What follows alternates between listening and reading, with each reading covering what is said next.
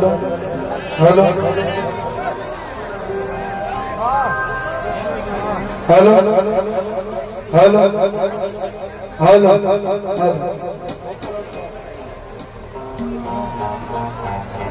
का हाल बा? ठीक बानी लोग? आई सबसे पहले आज सत्यम भैया के दीपोत्सव में जितना लोग भी उपस्थित भइल बनी, खास करके अतिथि लोग, कहला हमने के अतिथि देवो भव। ये गांव में जितना भी अतिथि गण लोग आयल बनी, सब लोग के स्वागत, सब लोग के अभिनंदन बा। बाबा विश्वनाथ के पावन धरती बनारस से शायद आप लोग आयल बनी, सब लोग के स्वागत बा। साथी दीपोत्सव में हेलो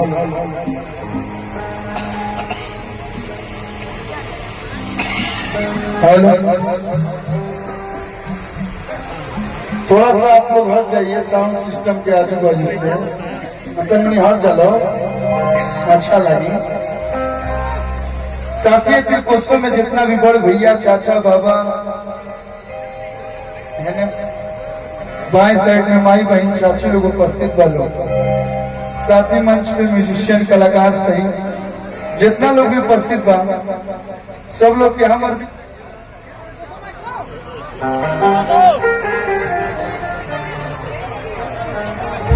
हेलो हेलो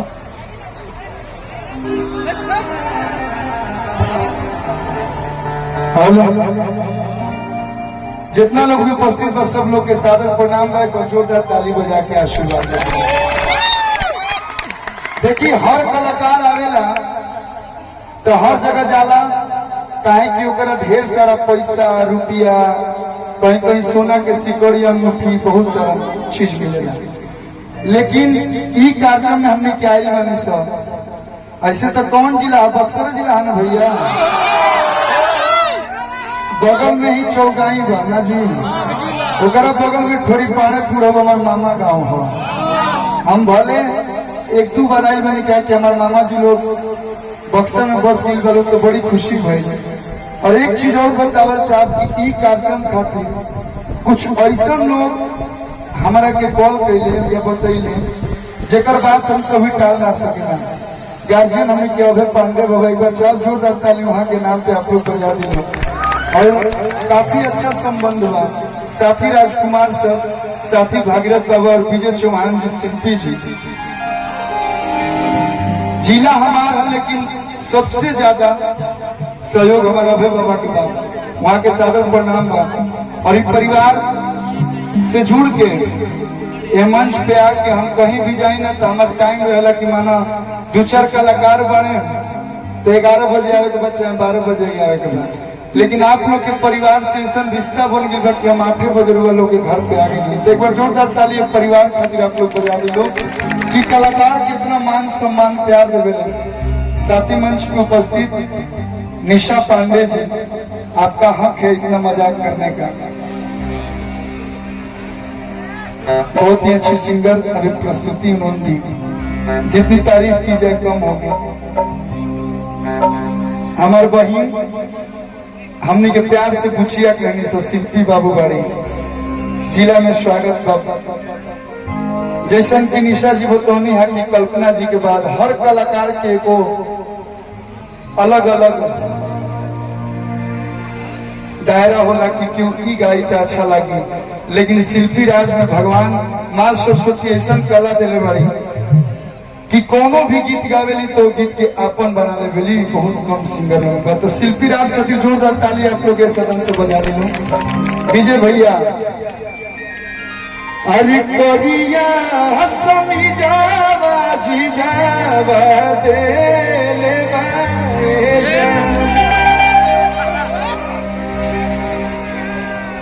MS धोनी जैसे ऑलराउंडर है, एक टीम को जिताने की क्षमता उसमें है, वैसे ही हमारे भोजपुरी में विजय चौहान है। बहुत ही अच्छे राइटर, म्यूजिक डायरेक्टर, उसके बाद बहुत ही अच्छे सिंगर। और हम लोगों में क्या कला है वो रिकॉर्डिंग स्टूडियो में आप इतने अच्छे से सिंगिंग कराते हैं। दिल से थैंक यू भैया जो आपका साथ होते हैं। भागवत पाठक जी, गुड्डू बाबा, साथ में माही मनीषा जी और भी भारती जी के पूरा ग्रुप का सब लोग के स्वागत कर सब लोग के आई। एक लाइन ज्यादा ना, एक लाइन माता जी के भजन, एक बाद कि मार मरदा के गोली, मार मरदा के गोली खेलन देवरे से हो। हम बक्सर जिला पे एगो गाना गौले बनी, एगो ना एगो दूगो गौले बनी कि नचो या दवा नहीं तो हई बखवा के बाघ जिला बक्सर। चाचा जी हमारे से लोग कहन कि तू अपना जिला के आगे बाघ काहे लगावेला, तो बहुत कम लोग के जानकारी हुई। पहले बक्सर के नाम व्याधेश्वर रहे, बाघों की नगरी व्याधेश्वर कही जाती थी, इसीलिए हम बाघ बोलते हैं। लोग शेर चीता लगाई लेकिन जब बाघ लोग पैदा होने। लेकिन एक लाइन माता रानी के प्रेम से शेरा वाली मैया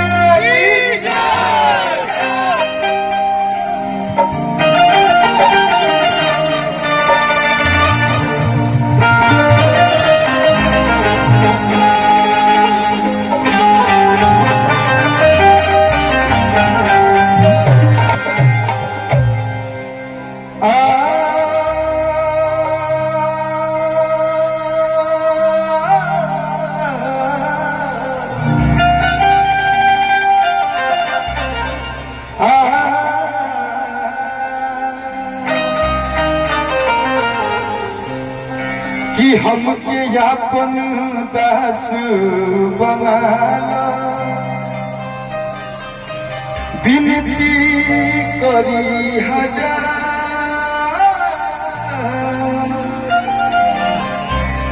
तोहरे चरण के धूल से मैया बनी तकदीर हमार। कहीं गावे के नहीं सीखले, प्रभु जी के आशीर्वाद और ये बक्सर जिला में घूम घूम के गावत रहनी।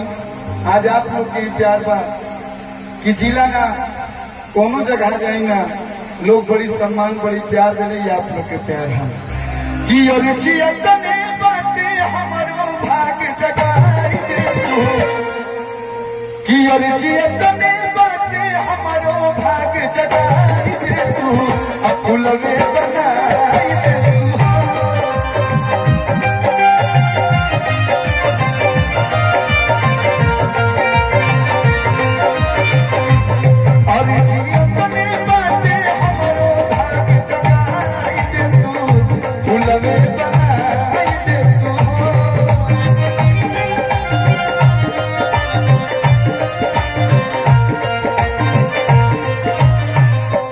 मैया हल जैसा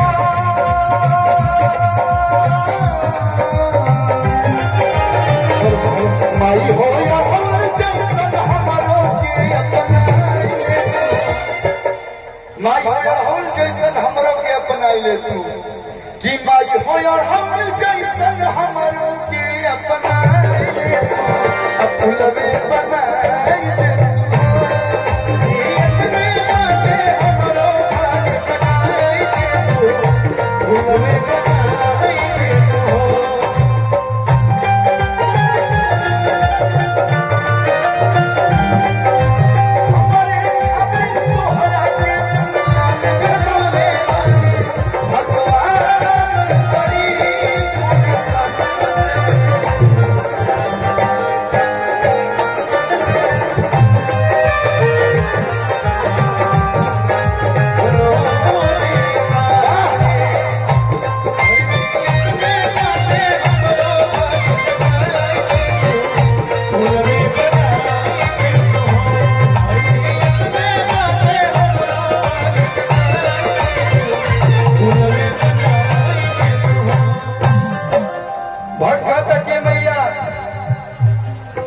देखिए हमारा दुल्हे राजा के बड़े भैया बहुत सारा प्यार, माता रानी कृपा बनौले रहस।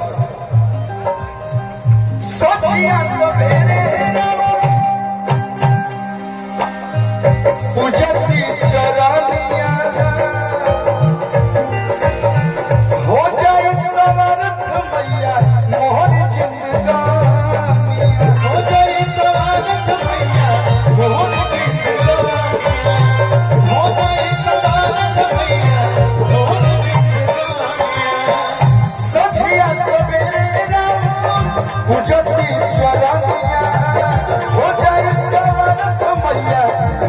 जिंदगानिया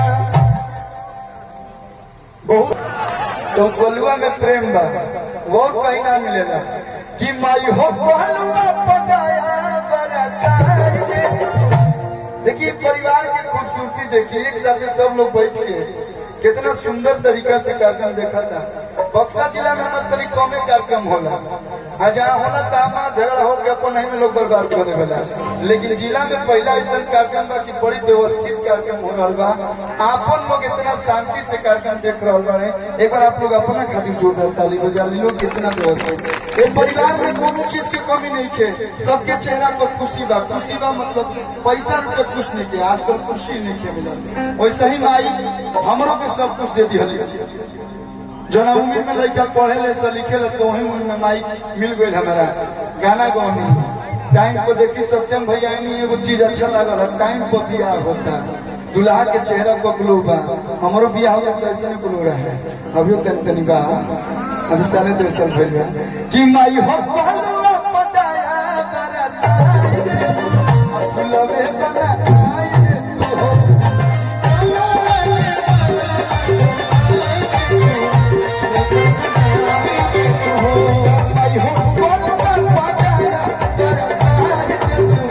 फुलवे बनाई दे तू हो।